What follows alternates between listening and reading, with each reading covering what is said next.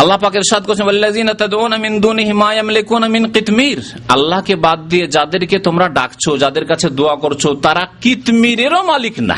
তোমার রোগ ভালো করা তো দূরের কথা, তোমার ছেলের হেফাজত করা, মেয়ের হেফাজত করা তো দূরের কথা, তোমার মনের কামনা বাসনা পূরণ করা তো দূরের কথা, তোমার হায়াত বাড়িয়ে দেওয়া, সুখ দেওয়া, দুঃখ দূর করে দেওয়া, এসব তো দূরের কথা। মা ইয়ামলিকুনা মিন কিতমির, কিতমিরেরও মালিক না। কিতমির কাকে বলে? আরবি ভাষায় কিতমির বলে খেজুর। খুলেন, হ্যাঁ, তারপর আটি আছে, হ্যাঁ, আটির ওপরে চিকন রসুনের চোকার চাইতেও একেবারে চিকন আছে না একটা সাদা আবরণ, ওকে বলে কিতমির।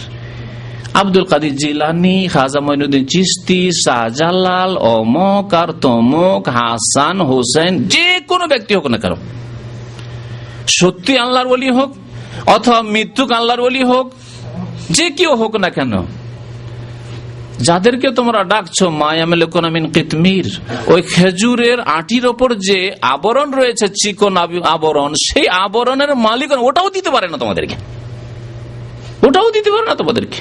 খেজুর দেওয়া তো দূরের কথা।